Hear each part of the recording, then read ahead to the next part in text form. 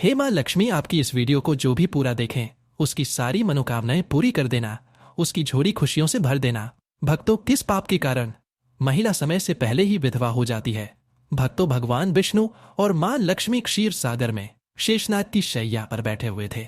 तब माँ लक्ष्मी के मन में जिज्ञासा हुई और उन्होंने भगवान विष्णु से प्रश्न किया, हे प्रभु, किस कारण से एक महिला समय से पहले विधवा होती है?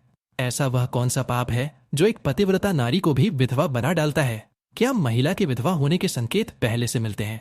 तथा महिला का वह कौन सा अंग है जिससे यह पता चलता है कि महिला विधवा होगी या नहीं? इस प्रकार से प्रश्न पूछने पर भगवान विष्णु कहते हैं, हे प्रिय, तुमने उचित ही प्रश्न किया है। ये सत्य है कि कुछ महिलाओं के भाग्य में जल्दी विधवा होना लिखा हुआ होता है, चाहे वह पतिव्रता ही क्यों ना हो, किंतु एक पाप के कारण महिला विधवा बनती है और महिला के शरीर का एक अंग उसके विधवा होने का संकेत भी देता है।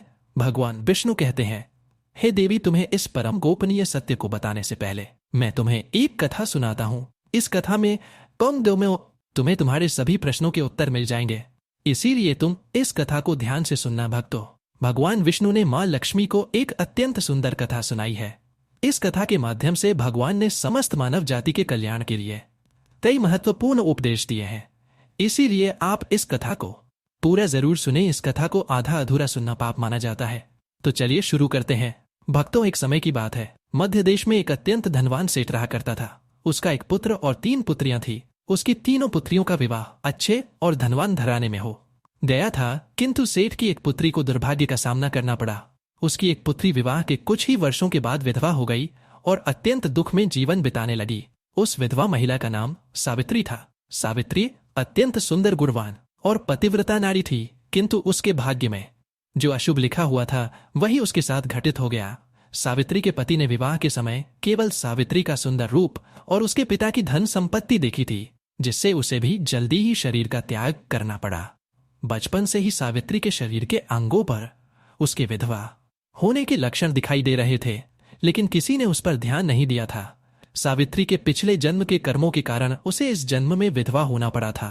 भगवान विष्णु कहते हैं, हे देवी, अब मैं तुम्हें सावित्री के पूर्व जन्म की कहानी सुनाता हूँ। उसे तुम ध्यान से सुनो। सावित्री का पिछले जन्म में एक ब्राह्मण के घर पर जन्म हुआ था। उसका नाम था यत्री। वह ब्राह्मण राजा को अत्यंत प्रिय था, जिस कारण से ब्राह्मण का घर धन धान्य से भरा हुआ था। उसके पास बहुत सारी धन संपत्ति थी, जिससे ब्राह्मण बहुत ही उन्मत्त और गर्विष्ठ बन गया था। वह ब्राह्मण अपनी पुत्री गायत्री से बहुत प्रेम करता था, क्योंकि वह उसकी इकलौती पुत्री थी। गायत्री बहुत ही सुंदर थी और पिता के लाड़ प्यार से वह भी बिगड़ चुकी थी। उसके पिता उसकी इच्छा को पूर्ण करते थे, उसे कभी किसी चीज की कमी नहीं पड़ने दी।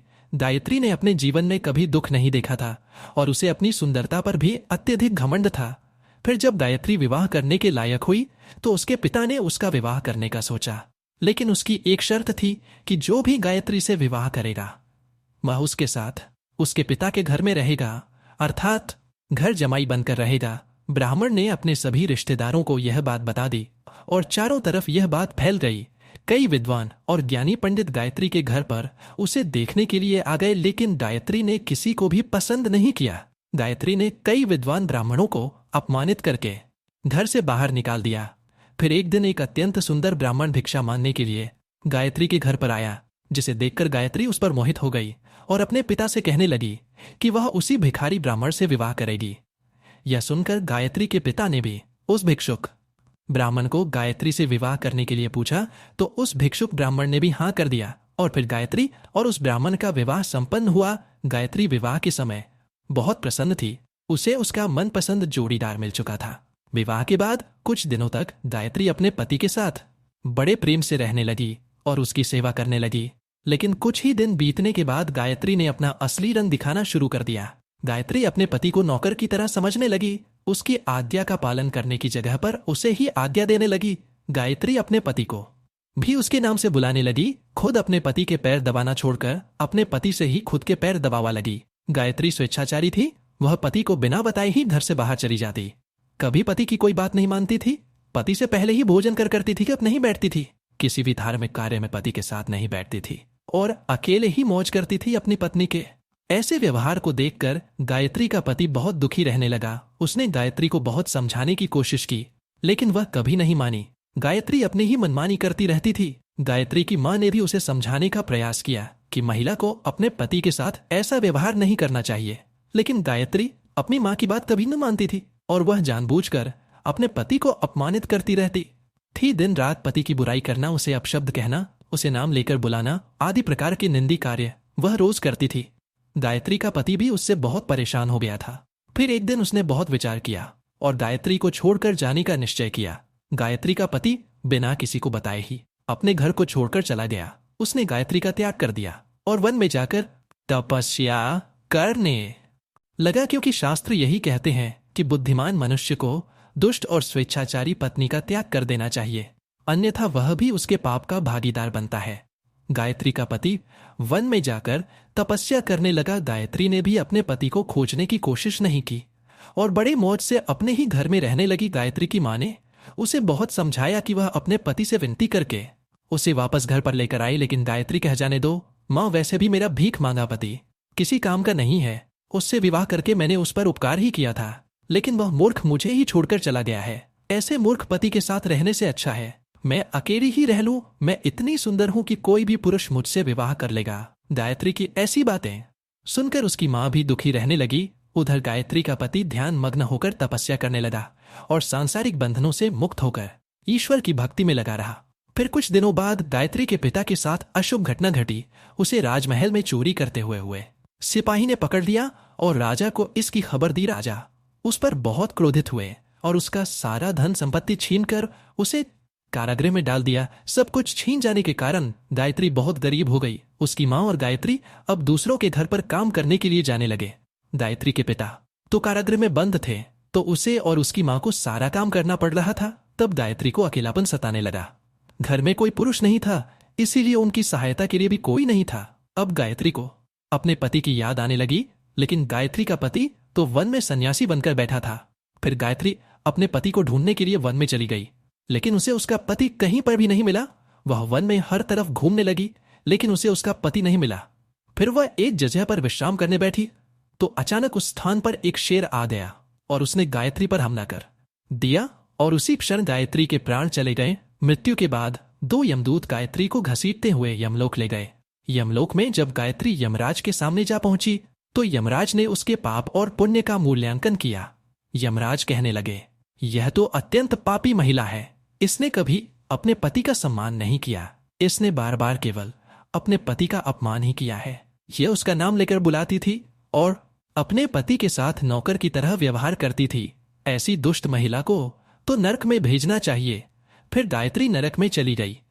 अनेक वर्षों तक नरक में सजा भुगतने के बाद गायत्री को अपने पूर्व जन्म के कर्मों का प्रायश्चित करने के लिए फिर से मनुष्य जन्म प्राप्त हुआ। जो पाप गायत्री ने किए थे, उसी पाप के कारण गायत्री के शरीर पर विधवा होने के लक्षण प्रकट हुए थे। भगवान विष्णु कहते हैं, हे देवी, अब मैं तुम्हें उन चिन्हों के बारे में बताता हूं जिस महिला के अंग पर ऐसे चिन्ह प्रकट होते हैं, वह महिला समय से पहले विधवा होती है। भगवान विष्णु कहते हैं, हे देवी मध्यमाया, तु दीर्घा या भार्या निर्वननिका हर सवाधवेदी शुभा नारी पृथुपासनी सुदुर्भगा। इस श्लोक में भगवान विष्णु ने विधवा स्त्री के लक्षण बताए हैं। यदि किसी महिला के पैर पसीने से रहित हो, उस पर नसें दिखाई ना देती हो, उसके पैर चिकने तथा कोमल हो, तो वह महिला सुख भोगने वाली तथा ऐश्वर्यशाली नहीं होती। यदि महिला के पैर का अंगूठा घोर मांसल हो, तो वह महिला पतिव्रता एवं ऐश्वर्यशालिनी होती है। यदि महिला के पैर के अंगूठे पर नसें दिखाई देती हो, तो वह दुर्भाग्य से युक्त व्यभिचारिणी होती है। बहुत छोटे अंगूठे वाली महिला क्लेश करने वाली और दुख भोगने वाली होती है। अंगूठा यदि छपता हो, तो वह महिला गर्भधारण क्षमता में दुर्बल होती है। यदि किसी महिला के पैर की तर्जनी उंगली अंगूठे से भी बड़ी हो, तो वह स्वच्छंद काम चार अर्थात अनेक पुरुषों से संबंध बनाने वाली होती है। यदि किसी महिला के पैर की उंगलियां परस्पर मिली हुई हो, एक दूसरे के नजदीक हो, उंगलियां गोल एवं सीधी हो और नाखून पतले एवं छोटे हो, तो वह ऐश्वर्यशालिनी होती है और ससुराल में सुख भोग है। अब मैं विधवा महिला के पैर के लक्षण बताता हूँ। यदि किसी महिला के पैर का अंगूठा बहुत बड़ा हो और आगे से गोल हो, उसके नाखून टेढ़े मेढ़े हो, अंगूठे पर नसें दिखाई देती हो, तो उस महिला के विधवा होने के योग्य बनते हैं। यदि महिलाओं की ढयां बहुत बड़ी हो, तो वह मृत्यु पर्यंत दुख भोगने वाली होती है। और यदि महिला के पैर मांस रहित हो, तो ससुराल के भाग्य को नष्ट कर देती है। यदि किसी महिला के पैर की अनामिका उंगली बाकी उंगलियों की तुलना में बहुत छोटी हो तो वह कलह करने वाली और घर के वातावरण को असहनीय बना देने वाली होती है। यदि किसी महिला के पैर की मध्यमा उंगली अर्थात बीच की उंगली ज्यादा लंबी हो तो वह विवाह के लिए अयोग्य होती है। जो महिला चलते समय पैर पटक हुए चलती हो और धमधम आवाज करती हो तो वह अपने पति का विनाश करने वाली होती है। भगवान विष्णु कहते हैं, हे देवी, इन्हीं लक्षणों के कारण सावित्री समय से पहला विधवा हुई थी। पिछले जन्म के कर्मों के कारण ही महिला के विधवा होने के योग्य बनते हैं। जो महिला अपने पति का अपमान करती है, उसका नाम लेकर बुलाती है तथा उसके भोजन करने से पहले ही भोजन करती है, तो वह महिला निश्चित ही समय से पहले भी होती है। एक पतिव्रता महिला कभी पति का अपमान नहीं करती, कभी उसे नाम लेकर नहीं बुलाती और सदैव पति से एक निष्ठ रहकर उसकी इच्छा के अनुसार चलती है। उस महिला की कभी दुर्गति नहीं होती और वह मृत्यु के पश्चात मेरे लोक को प्राप्त करती है। तो भक्तों, इस प्रकार से भगवान विष्णु ने माँ लक्ष्मी को अत्यंत महत्वपूर्ण कथा सुनाई है। उम्मीद है आपको यह जानकारी अच्छी लगी होगी। वीडियो को लाइक जरूर करें और कमेंट में जय श्री हरि विष्णु और जय माँ लक्ष्मी जरूर लिखें।